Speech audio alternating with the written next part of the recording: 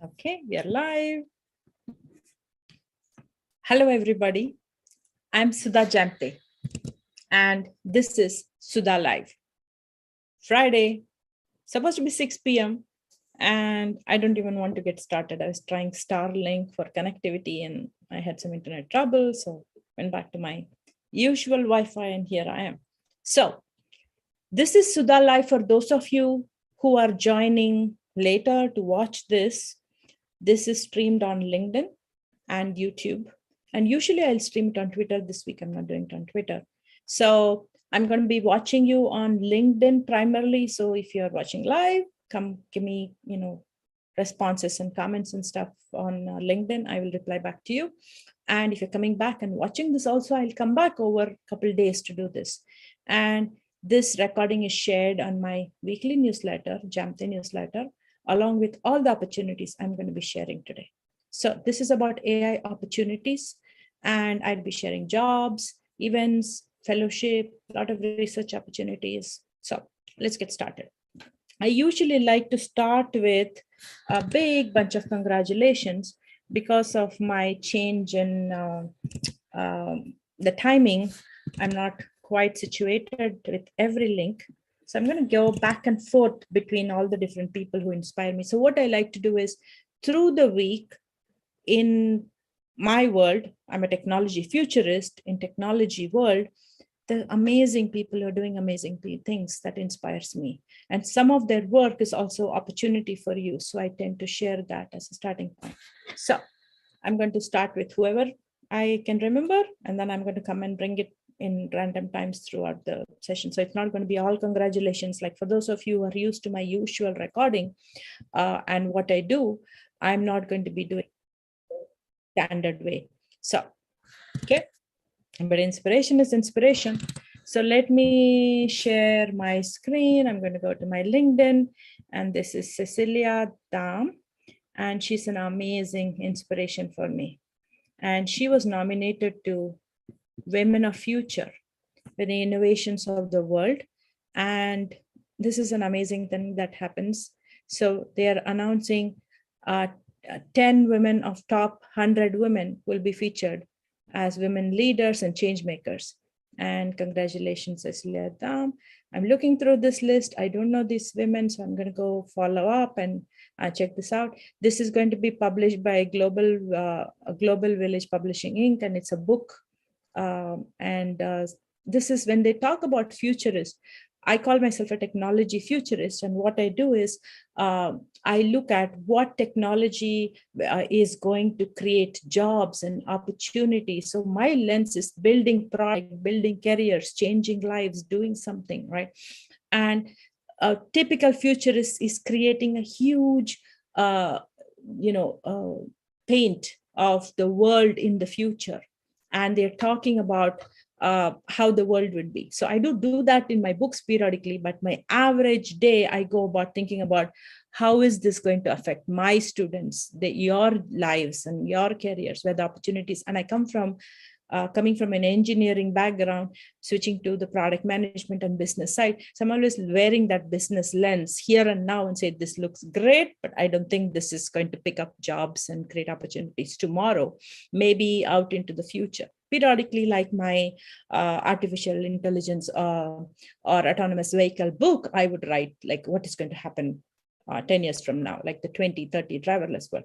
But Cecilia Dam is a pure futurist. So I would recommend following her because she teaches futuristic topics. She works with me at Barcelona Technology School, where she teaches a course, masterclass for the AIX, that is master in UX design class.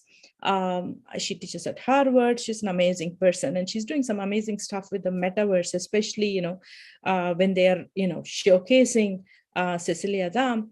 She's created a physical store, which is a virtual reality shopping experience. So she's doing some amazing fun stuff. So I would highly recommend following her. Congratulations, Cecilia.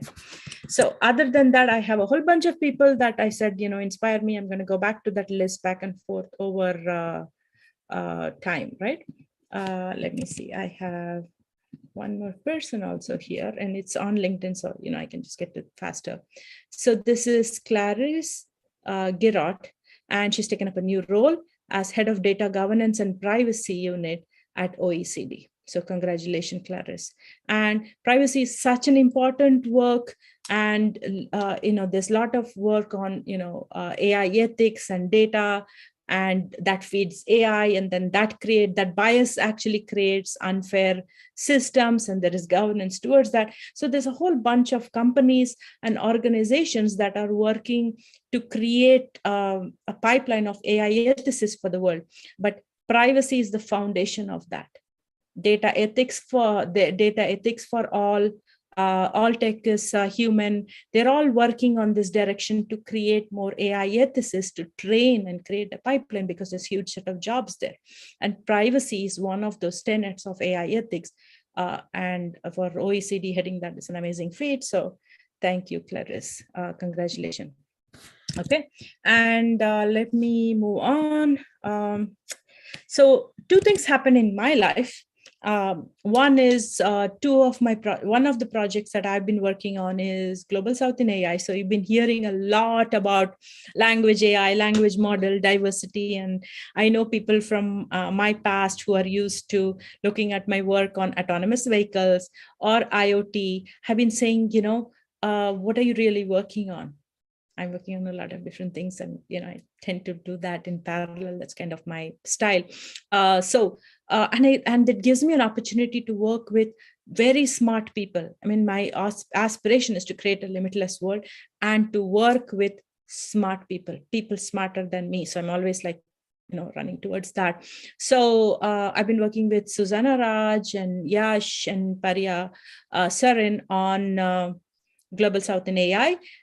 To go to NeurIPS and bring 5 posters was our target. We've got a lot of submissions. So the call for paper that went out at Global South in AI is done. And we closed the call for paper. I'm going to go back, show the site. Here, where is the share? Yeah. So this is globalsouthinai.org, and this is going to be our social affinity group at NeurIPS, a top AI conference. So with academic rigor, Susanna Raj has been pushing us to keep the bar very high. We've had a double-blind peer review process going on. So the call for paper, we did extension multiple times, and now we are finally done. So thank you, everybody who shared this with everybody else to go reach a lot of different countries and continents and bring people beyond my network so that we could actually bring diversity to language AI. I'm not a linguist, but I'm very, very excited about everything that I learned in this interaction with all the different people who are planning for different abstracts. So I'm a program chair. Let me go down and show the other program chairs in here. We had a picture. Yes. There's me, Susanna Raj, Yash, and Parya. Parya manages our website, our Slack channel, Global South in AI. Slack.com, our social channels. She's done an amazing job. She's a high school student. Congratulations, Parya.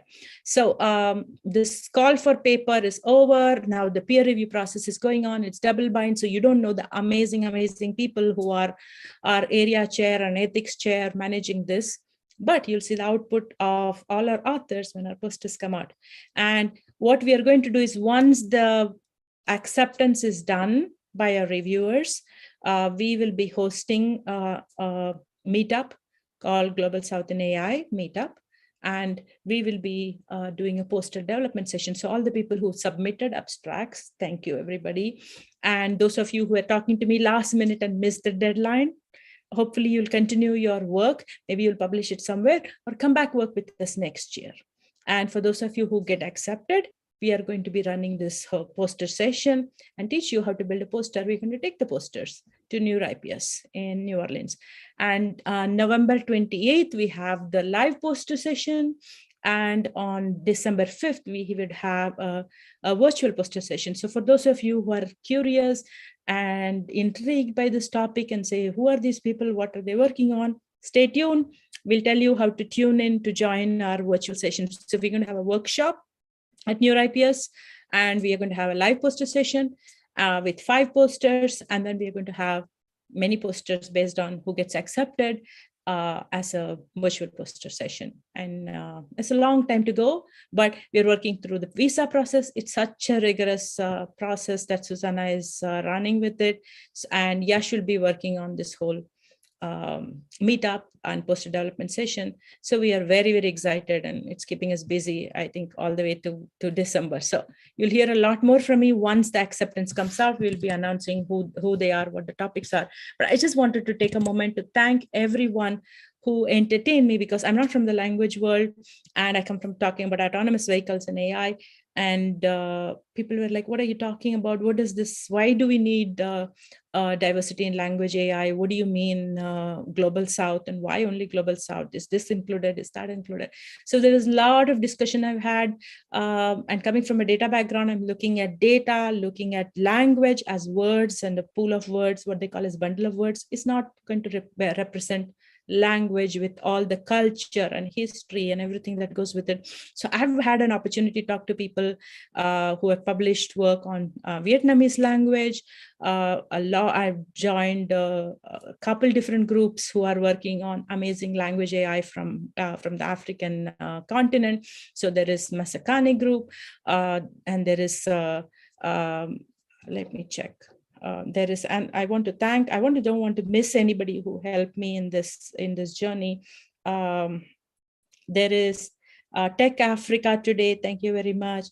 Women in Tech Nigeria, Women in Tech in Nigeria. Thank you very much. AI Saturdays Lagos, we did share with them. I don't know who has submitted there, but thank you, Oreva and Tejumade.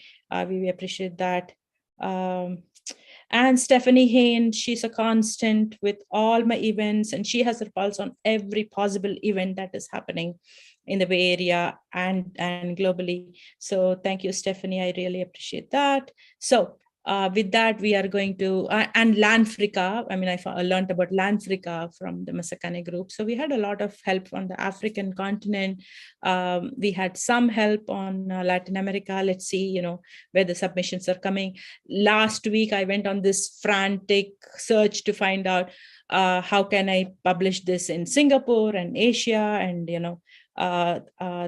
thank you, Chloe Cho and Ken Haran, again, to reach into your network and get access into Singapore and Far East. So I appreciate that. So we'll share with you, because our whole goal is to bring diversity and inclusion, and it is, as we talk to each people and their thinking on what kind of abstracts they were submitting to add diversity to language, it's just amazing. So with that, I'm going to close the lid on that, on Global South in AI, and you will hear from me once we are ready to share who are the winners. Okay, so thank you very much. I want to tell you about the next thing, because I've been talking about Global South in AI. We had a bunch of we had a bunch of language AI related content that we were sharing. So at Weekly Wednesday, which is our speaker series with speakers from various different topics, I had a lot more on language AI. I did a bunch of webinars along with Susanna Raj. And I wanted to take a pause, take a step back. Periodically, I do this and say, okay, what am I working on? What is helping people?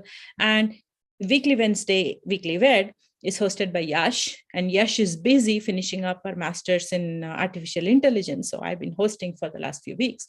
And I took this opportunity to talk to my student alums and those of you who are regulars at Weekly Ved to get feedback on, what's your motivation? What do you want to do when you're saying you want to be focused on the latest in technology innovation? So I'm going to just give you a little snippet of that, because that would be easier for you to follow along than listen to me repeat it again. Here we go. So 3 hours of recording. So what we saw on the Gartner hype curve, if you want to go back and say IoT and Edge AI and digital twins, we have all that, right? So you can go back to that. So that is one content. And then the latest is the the job stuff that is building up, I think, since April onwards. Let me forward this a little bit. This regulars, right? So what motivates you? You seem to want to learn the latest stuff. What is your reason to want to learn the latest stuff? Would you be happy if you just do a job that you're doing interesting things and stay on? Why do you? So my question was, we've been bringing speakers at Weekly Wed every Wednesday, which is an hour of content. And so over the year, we have about 50 hours of recording and content on discussion on variety of different topics from experts. And then I do the Sudha Live once half an hour or 45 minutes. Again, that's another recording and content I share. I share my, the links and opportunities. I share that in my weekly newsletter, which goes to about like 1,000 plus 1,400 people, I think. So I just wanted to take a pause and say, are we doing something useful here? What is helping people? I wanted to understand. So my question was, when you love innovation, what does that mean that you want to learn? And here's the answers I found. You take the time to come back to this or anywhere else to learn the latest in innovation. What is the top thing? Why do you do that? Yes, Damir, you can speak up. I just wanted to say, the reason I'm doing that, it's both personal and business. Let's say this way. I personally, I've been involved in the newest technologies for the last 10 years, so I don't want to lose the track. I don't want to be out of it, and not knowing what develops in the market or in the universities. Not everything comes from the commercial sector. It's spoiling the opportunity to develop something better than it was before. I mean, recently I saw the technology from 18th century, 18th, for medical IoT. Imagine that from 18th century. I actually have an attachment in my PC. And nobody thought about developing that approach in 21st century. Just recently done, I think, 2-3 years ago. And if you're not following what's going on, you're totally out of it. I mean, I don't want to insult anyone, but you can go back to cave. Okay, so this is part of Weekly Wed, so you can watch this recording on our YouTube channel, or we will share this at the newsletter too. So the common message was technology keeps innovating and makes itself obsolete. Technology companies are competing with themselves. And so if you're not staying in top of technology, then you're going to become obsolete. And so that's what Damir was saying. Damir joins us from Czech Republic. So I want to go forward a little bit. For the Global South in AI, which is focused on foundation models and language AI, we've created a Slack group. In fact, I have a Slack group for us. It's not been active. If that people are interested, I can revive it back. Okay, this was something that people said that the community aspect of learning was very important. So I've opened up the Slack group of Sudha Jamthe students. So I have students who have taken my IoT class, my AI class recently, last couple years from Stanford, my artificial intelligence, the autonomous vehicles class. What else do we have? And a bunch of classes we have in Business School of AI about value creation from data and labs and stuff like that. So that's all my students. So I'm ready to open up the Slack group if people want to come back and connect. So I was asking, and looks like there is a support for that. So I'm not going to just keep showing that video, but go watch that, because we showed the Gartner hype curve for many years, and there's always a top of the curve, the hype curve, where it is one technology or the other. And when I was getting into IoT, it was top of the hype curve. When I was bringing that from IoT to cognitive IoT, AIoT, that the machine learning and various different AI technologies was getting at the top of the hype curve, the Gartner hype curve. And then when I looked at autonomous vehicles, that kind of was climbing up to the top. And so I just feel like I'm always catching on something. And I started on foundation models and looking at language AI, talking to my students a year's time back, saying, which between computer vision, NLP, and machine learning, which is the fastest growing part of AI, where are the opportunities? And I was kind of going towards NLP, and that's the top of the hype curve for 2022. And I'm working on this whole Global South in AI and, teaching stuff related to that. So my question to my students was, and I'm asking that of you, if you are about staying in touch with the latest in technology, otherwise you will become obsolete in your jobs. What happens if you pick something 2 years back? Somebody who'd learned autonomous vehicle from me started learning that, is running with it because they're passionate about it. And if that's not top of the hype curve, what does that mean? And everybody's talking about language AI, which is like a totally different dimension, right? It's not the same as the AV tech. So how do you make sense of it? Does that make you feel like you're not cool enough? You're not on the latest in tech? So my answer to that is, you have to figure out what you're passionate about and start doing something about it. Run with it, learn it. There are several resources, and I have courses, and there are several courses everywhere. And there's a lot of reading material, like my Jamthe newsletter. There are stuff that you can learn, but learning and then doing something about it is important. So if you have a project at work, you can meander your career to go convince your management on why getting into an area is better ROI for them. Do that. Even convincing them is a skill that you'll develop. And so I've had students, are you building a startup? I have several people who have built IoT startup. Some of them took off, some of them didn't. But even the fact that you got to a certain place makes you smarter. And the next time when you're coming up with that or something else, it just makes you a better, smarter person to innovate better. So I just think I've always been on the latest on innovation curves and after different technologies. But the common thing is to innovate, to have my pulse on the latest in technology, have a third sense on what technology future looks like, what is going to create business. And I gravitated towards data, so I kind of latched on to that somewhere along the way. And so if you're working on something, my promise to you is, wherever you come from, whether you come from product management, whether you come from marketing, whether you come from finance, or you come from engineering and you're coming from the hardware side, software, it doesn't matter. Wherever you are, you tend to bring that experience. If you failed in a startup in the past, even an attempted startup did not take off, you're going to bring that experience. Say, we did this, didn't work, this scales, this doesn't. And you're going to bring that experience. And so that's how adult learners learn. I teach adult learners everywhere. I teach at continuing studies, and I teach at the Barcelona Technology School for the master's program. So you're going to make that connection, connecting the dots from your experience, from your learning, from your past failures, when what you're learning of other people's success and failures. And making that connection is what is going to help you build the next innovation. Because if it's a very linear thing, and then everybody's going to do it. So you're going to bring that magic sauce because you're making that connection.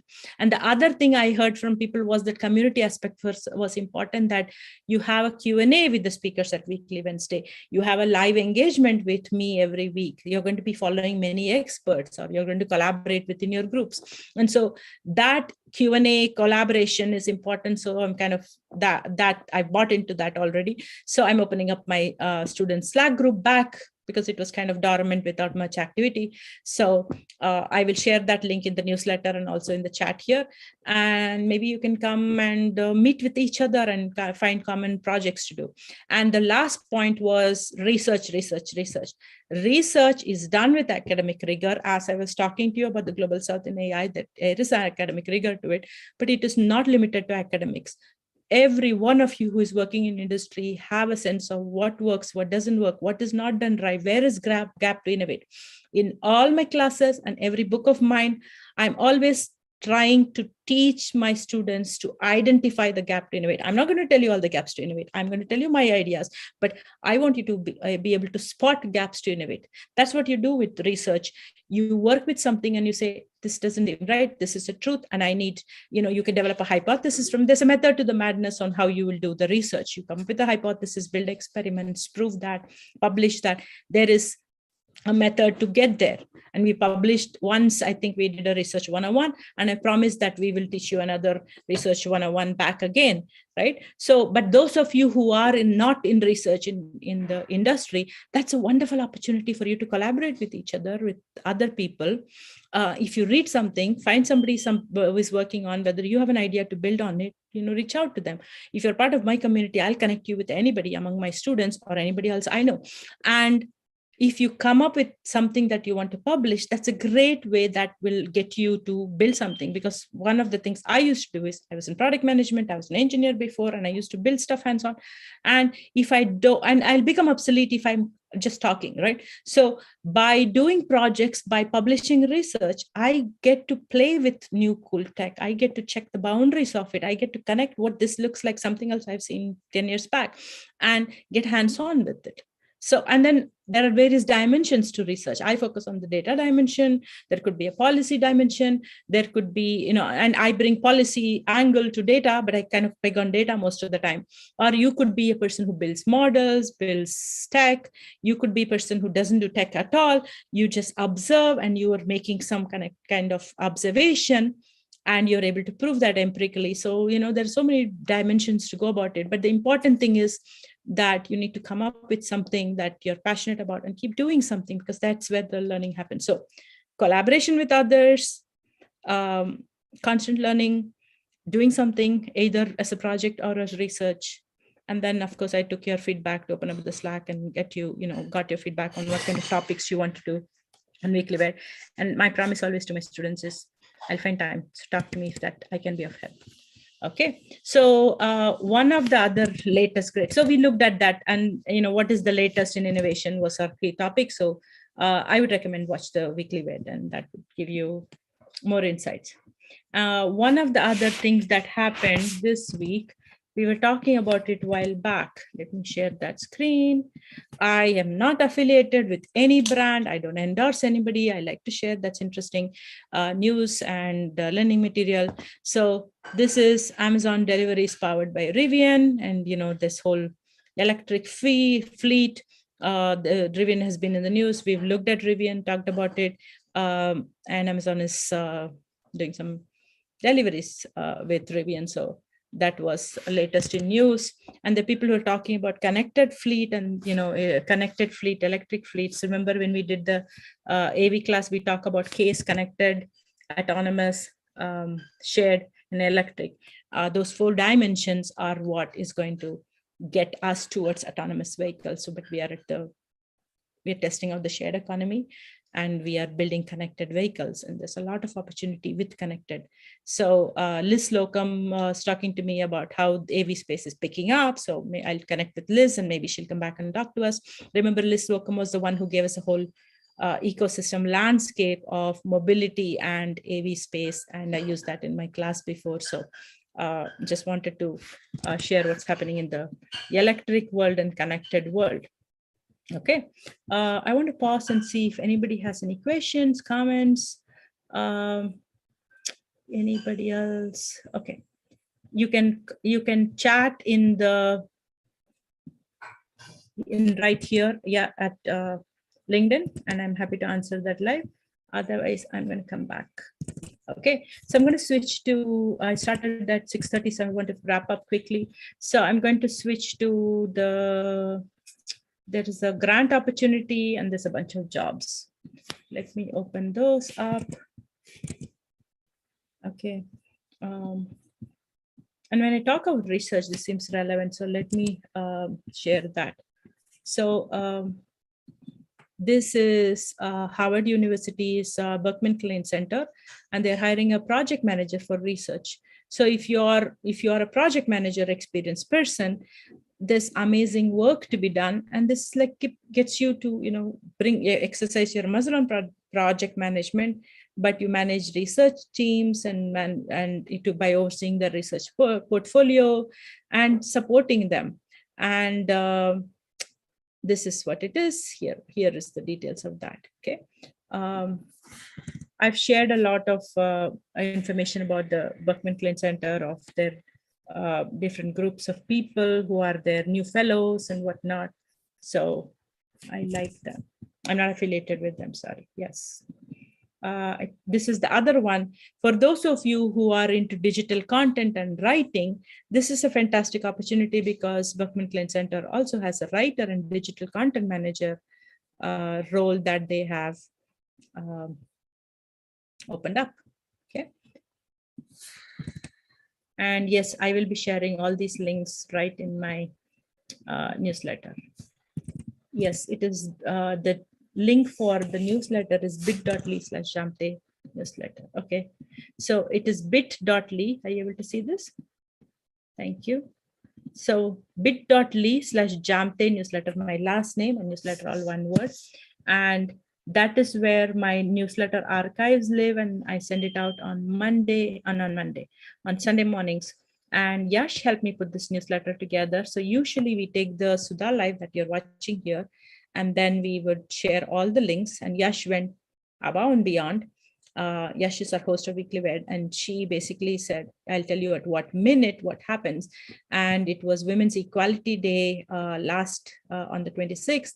I didn't get to do a Sudha Live, so she decided to do this for me. And lot of different jobs that I was talking about, I list them here. Where possible, if I can find the hiring manager, I would actually link to the hiring manager and say who that is. And she shared some research material. We share a lot of reading material. I also share events, so I'm going to share that. So bit.ly/Jamthe newsletter, and you should be able to get to that. Yes. Thank you for asking. And in terms of jobs, there is artificial intelligence, AI, machine learning intern job that just got posted 5 hours ago from HP Hewlett Packard Enterprise here in San Jose. It's for students. I would love for you to apply. And talking of students, Twitter has an amazing opportunity for you. And that was also shared by Stephanie Hain. Here it is. Thank you, Stephanie. And you should definitely follow Stephanie. She's amazing. So this is, if you're passionate about Twitter, API, and I used to run the Twitter meetup along with Robert Schwenkter a while back. And in fact, I was the founder of the Twitter meetup when Twitter opened up their API, and this was, 2009, I think, 2008. So they're announcing a Twitter Dev Student Ambassador program. It's a great opportunity if you work with the Twitter API. You can be a leader at your school, host events and workshops, working with Twitter API. And of course, you can get cool swag.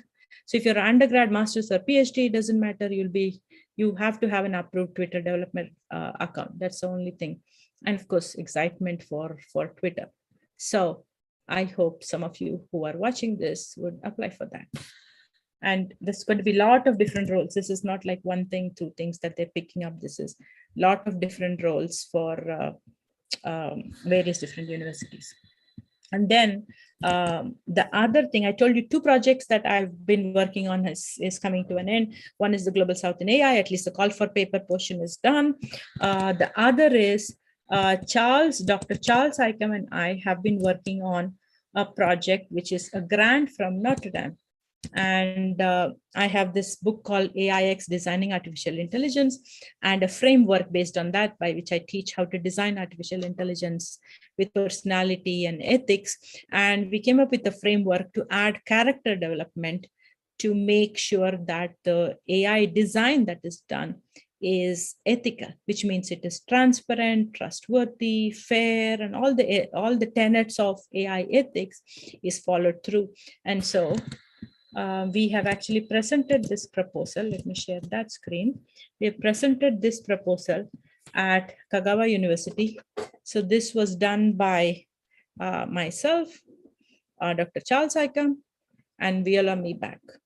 And this is the framework that we presented, saying, build AI with a character, core values, and then based on that, develop the behaviors and the personality, and then go build the design specs to create the UI and the UX of the AI, for which you have to decide what are the user needs, what are the interface needs. Is it voice? Is it AR? Is it VR? Is it machine learning? Is it an invisible interface? And then you go through this to create the AI, training AI, inference AI, and iterate. This is the foundation of our model. So Notre Dame gave us a grant for me and Dr. Charles Icahn to prove this empirically. This is the framework that we came up with. And our promise with the grant was we would prove with data that if you build an AI, it could be a voice assistant, it could be a search engine, it could be a robot, it could be anything. If you build an AI using our AIX framework with character development, just building it with personality and character development is going to make the AI more trustworthy and accepted for engagement by the user than if you build it just like that, like it is done today, right? It is very random. The UX the design is done one-off, and then the UX designer is out of the game. And then the AI just keeps learning from the customer data as a piece of text. So if you listen to a voice assistant, there's data being collected to improve the voice and accents of user. But what is the relationship of the user with the device or the connected product is kind of lost because there is no AIX design that's continuing on, and there's no character development in any of these that's done today. So we built out an empirical proof. Yash contributed to the project with us, and we finished it. So we are very happy. We have actually submitted to a journal to publish a paper on this. So I'll let you know when that gets accepted and that happens. Meanwhile, Charles Icahn and myself are going to give you an early preview of what is allowed within the research realm at next weekly event. So join us if you want to see what is character development with AI and how we build this as an empirical proof, and we'll show you what we did. So that is the other project that I was telling you that is coming to closure. And the good news is we were very, very excited about working with Notre Dame because it is not just about our work. They had a group of people who were awardees who were given the grant for different topics. And that got us introduced to this community. So I'm very humbled to be part of this amazing global community of people who are working on AI ethics on various different dimensions, various different grants. And now Notre Dame has come up with the next proposal. So that's what I'm going to share with you. So here's your opportunity. Maybe you have something to contribute and you can submit for this proposal and be part of it. So let me share the screen again. Here is the call for paper here. So this is the Tech Ethics Lab at Notre Dame University. And what we did was the inaugural 2020-21-22 call for paper, and 27 projects were recommended for funding. And this time we are going to have the next call for paper, which is 2022 to 2023 call for paper. The theme is about auditing AI. And here they have information how you can apply for it. And they're looking for proposals on what is the scope of AI audit. So I had shared with you that there was a call from Stanford HAI lab for an AI audit project. And there was they were just going to have 2 winners, and they said, go build it, show us there is community adoption. And it was a big project. This one is going to be multiple grants for many people on various dimensions. So there is a movement that AI is built with bias. It is hurting people. It's been published. There is awareness. Now, a group of AI ethicists are building a pipeline of policies.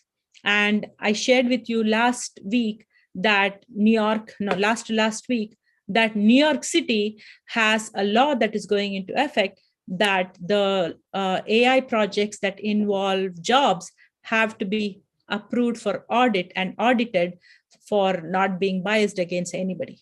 If something so critical like jobs, that should be the case.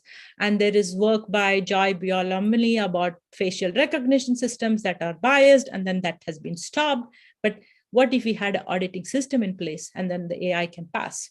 And it is not just biased, it's going to be fair and responsible and do all good stuff, right? So what is the scope of AI audits according to you? Maybe you have some thoughts on it. Maybe you'll have a proposal on that. What kind of regulatory framework is needed for auditing AI? What are the methodologies by which you can do this? What skills, if people are going to become AI, if AI auditing becomes a work and somebody becomes an AI auditor, what kind of training do we need to do? What kind of teaching methodologies are needed? What skills are needed? And think about it from various different industries, your industry, different sectors, what will be the impact? And is there a best practice and deployment? And there's a lot more possibility. So they've thought through this and they said it is not limited to, but they're giving you ideas. So they're ready to give, this is research and scholarship, and this is what it is, right? And the timing of it is early next year, starting next year. So my project, when me and Dr. Charles started, we started in Jan and we finished in September. So you can decide the scope of your project, what's the duration of it, and you can say, this is the time I'm going to start, this is how much I will end. So our project is going to finish by September 14th. So I hope, and here's the application process. Here is the URL for this. Hope you'll be able to submit to that, and maybe you'll get selected, maybe. But the beauty of it is, obviously you get a grant money with this, and the beauty of it is you're part of this awardee community, and it's very humbling and very amazing set of people. So I would definitely urge you to think about it if this is an area of your passion, and be part of it. Okay. And I am going to LinkedIn where you guys are, and I'm going to share with you, right? No, Notre Dame. Let me just put that on your chat. Notre Dame.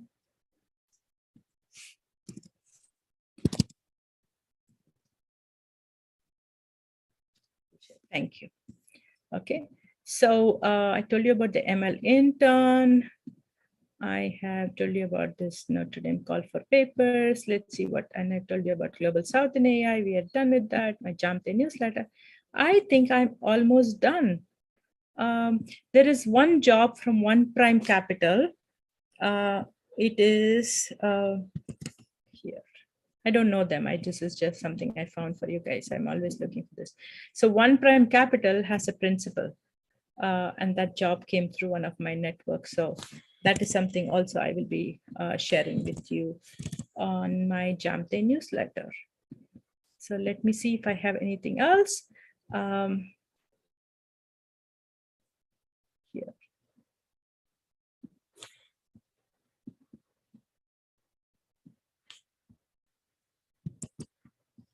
Let me share.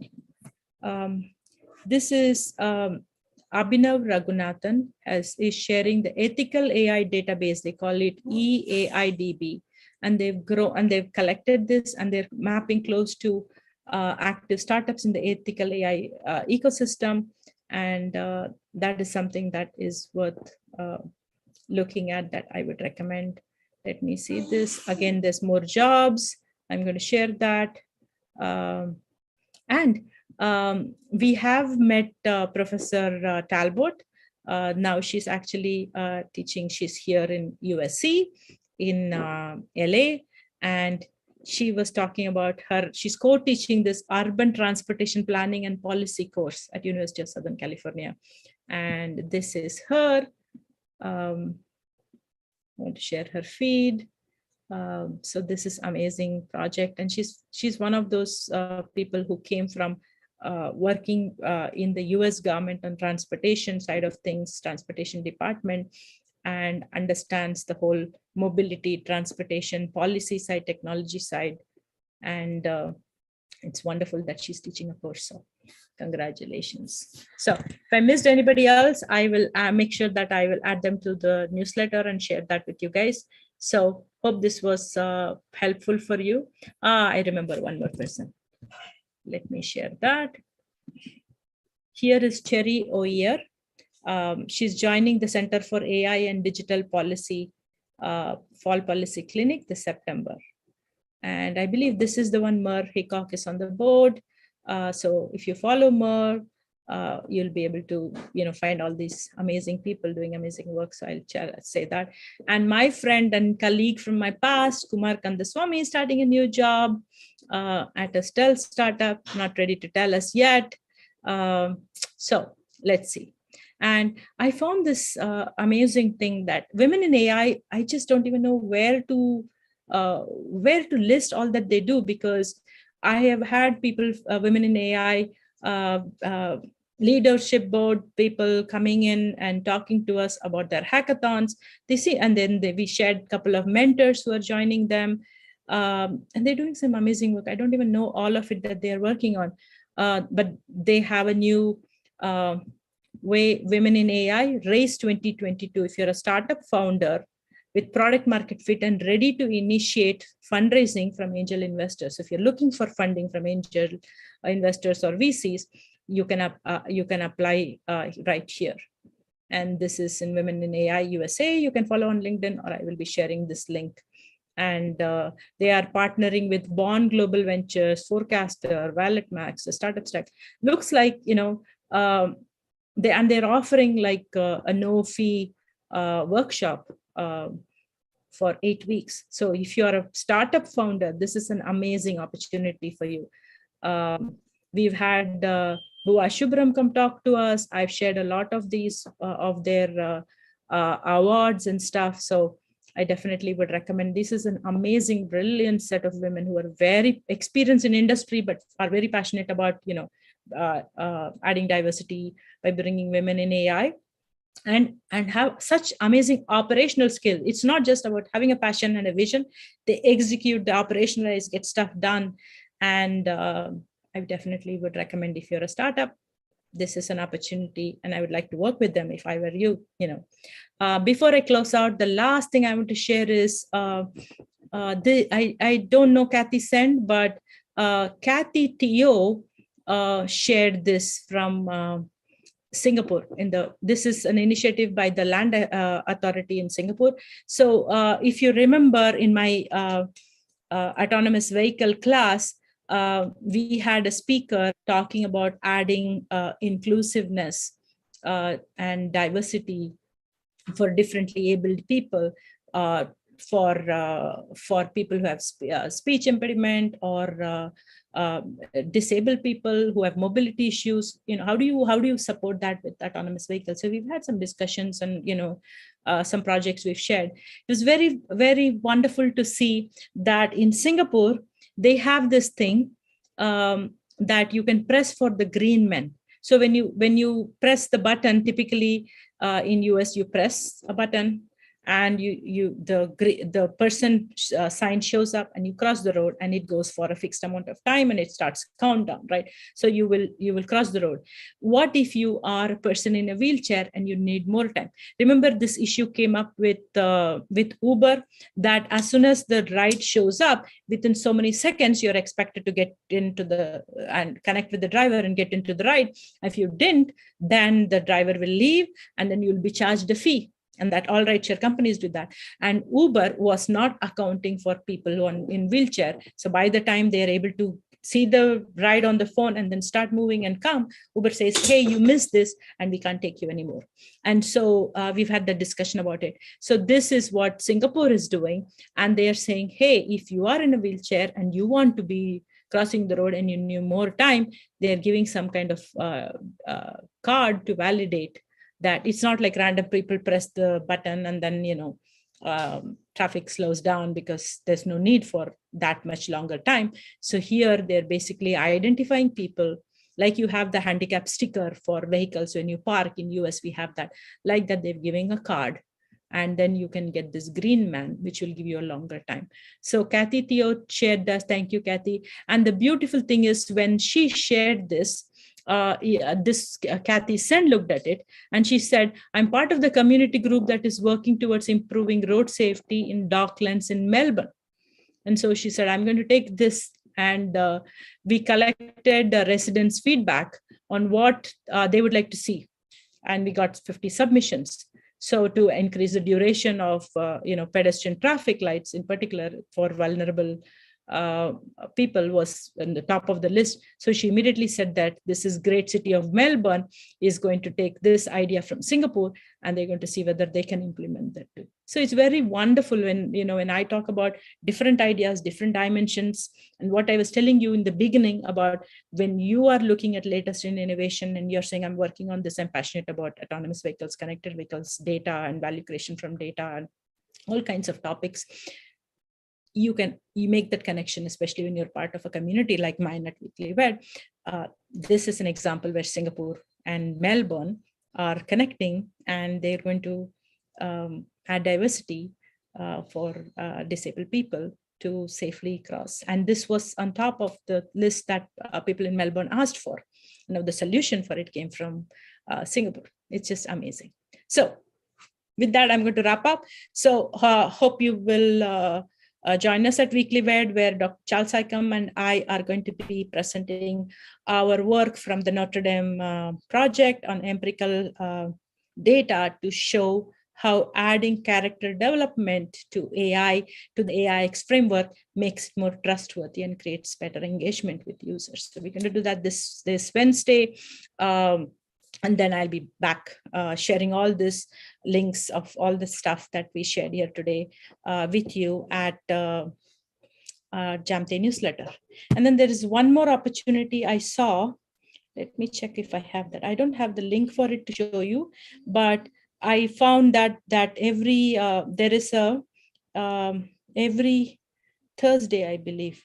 Every Thursday there is a live session that is done by Nicholas Auta and Joe Haveman on open science, project management, research integrity, how to write and publish. For those of you who are interested in the research world, they do this every Thursday. So I'm going to share that also in the Jamthe newsletter. So with that, I'm going to wrap up. Hopefully I'll see some of you at Weekly Wed. I will see you at the Slack channel. Maybe you'll be connecting and interacting with each other and do something amazing. And otherwise, I'll see you here back next week. Thank you, everybody. Stay safe. I'm going to sign out. Bye. And those of you who are coming back, if I miss out any link, add a chat. I'll come back and I'll check with you. And hopefully you'll join our chat groups. I'm not kind of commenting on 10 different channels here. Thank you, everybody. Bye.